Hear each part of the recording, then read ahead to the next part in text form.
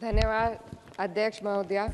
आज हमारे राष्ट्रगीत के 150 वर्ष पूरे होने पर हो रही महत्वपूर्ण चर्चा में गर्व के साथ एक भारतीय होने के नाते मैं अपने विचार रखना चाहती हूँ।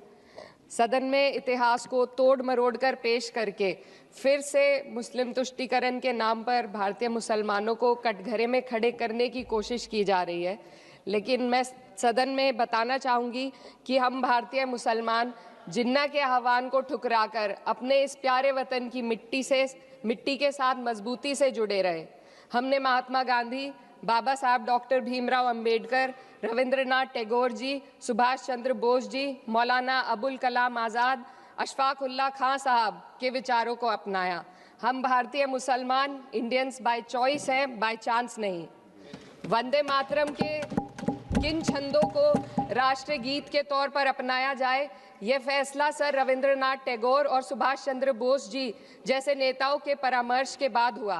क्या अब हम उन महान नायकों की समझ पर प्रश्न चिन्ह उठाएंगे? उन्हें देश को बांटने वाला और तुष्टीकरण करने वाला कहने का पाप करेंगे? उन महान हस्तियों ने वंदे मातरम के उन छंदों को अपनाया जिन्होंने देश के हर वर्ग, हर धर्म के मानने वालों को एक सूत्र में पिरोने का काम किया। और मैं एक घटना आप लोगों के सामने रखना चाहती हूँ। वर्ष 1998 में उत्तर प्रदेश सरकार के मंत्री रविंदर शुक्ला जी ने स्कूलों में राष्ट्रगीत को गाना अनिवार्य कर दिया था। लेकिन तब के तत्कालीन प्रधानमंत्री अटल बिहारी वाजपेयी जी ने, जो उस समय लखनऊ के दौरे पर थे, उत्तर प्रदेश सरकार के इस फैसले पर नाराजगी जताई और यूपी सरकार ने राष्ट्रगीत को अनिवार्य करने वाले मंत्री को बर्खास्त कर दिया था। अब मैं सत्ता पक्ष से सवाल करना चाहूंगी।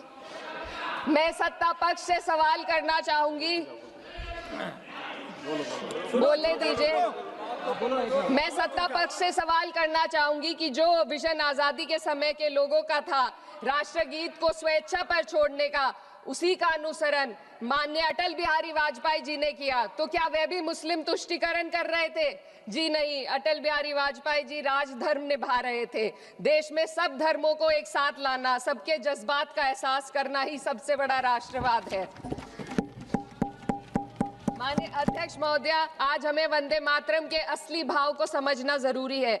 यह गीत तो देश के जल, जंगल, जमीन, हरियाली और निर्मल हवा की वंदना को समर्पित है। यह भारत की जन जन की मंगल कामना करता है कि भारत का हर नागरिक स्वस्थ रहे, सुरक्षित रहे और सम्मान के साथ जी सके। सुजलाम सुफलाम का अर्थ है, सुनिए, ऐसा देश जहां स्वच्छ और पर्याप्त जल हो, जहां नदियां जिंदा हो, बहती हो, जीवन देती हो। अध्यक्ष महोदय, लेकिन अब जरा यमुना का हाल देखिए। दिल्ली प्रदूषण नियंत्रण समिति की 2025 की रिपोर्ट बताती है कि यमुना के कई हिस्सों में बीओडी स्तर 127 mg पर लीटर है तक पहुंच चुका है, जबकि किसी जीवित नदी के लिए ये 3 mg पर लीटर से कम होना चाहिए।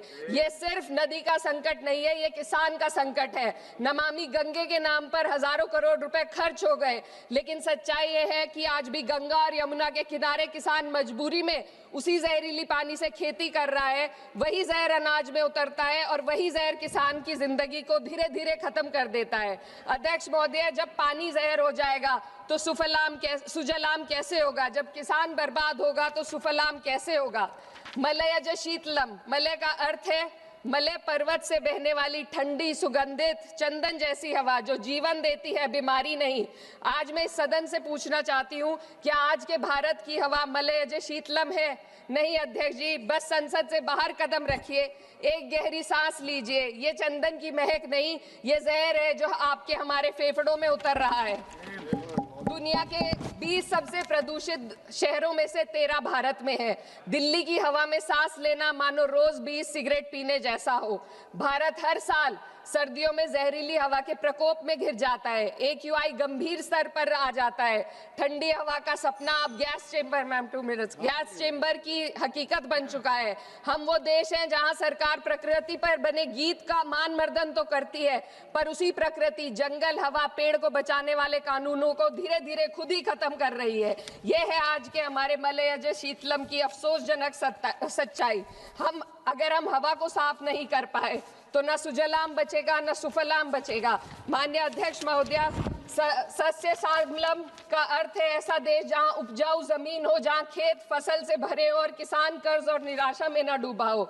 आज किसान सिर्फ मौसम से नहीं लड़ रहा, वह प्रदूषण, नीतियों की बेरुखी और सिस्टम की नाइंसाफी से लड़ रहा है। एक तरफ कॉरपोरेट के लोन माफ होते हैं, दूसरी तरफ किसान को उसकी वाजिब एमएसपी भी नहीं मिल पाती है।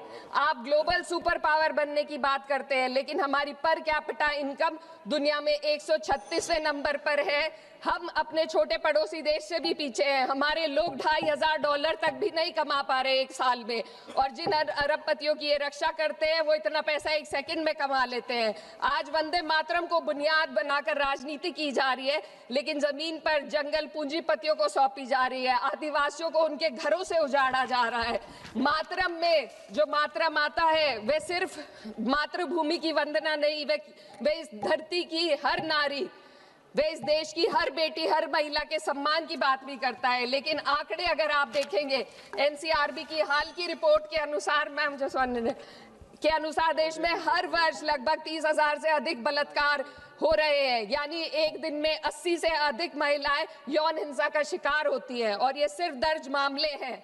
जब जम्मू कश्मीर की एक बच्ची हिंसक अत्याचार का शिकार होती है, जब सत्ता से जुड़े लोगों पर आरोप लगते हैं और कार्रवाई वर्षों लटक जाती है, जब उन्नाव की पीड़िता लखनऊ के दरबार में इंसाफ को लेकर अपनी जान देने पर आमादा होती है, जब बिल्किस बानो के अपराधियों का सरकार के लोग द्वारा स्वागत किया जाता है, तो ये घटनाएं वंदे मातरम की आत्मा पर चोट पहुंचाती है। मैं अध्यक्ष महोदया बस यही कहना चाहती हूँ अपनी बात को अंत में रखते हुए कि वंदे मातरम सिर्फ अतीत की ललकार नहीं, ये वर्तमान की जिम्मेदारी है। ये आत्म मंथन की घड़ी है। यही समय है कि हम वंदे मातरम को सिर्फ नारा नहीं, नीति और जिम्मेदारी बनाएं। और अपने जज्बात को मैं आलमा इकबाल साहब के तराना हिंद के साथ इस सदन में रखना चाहती हूँ कि सारे जहां से अच्छा हिंदुस्तान हमारा, हम बुलबुले हैं इसके, ये गुलसिता हमारा, मजहब नहीं सिखाता आपस में बैर रखना, हिंदी है हम, वतन है हिंदुस्तान हमारा। श्रीमती लवली आनंद।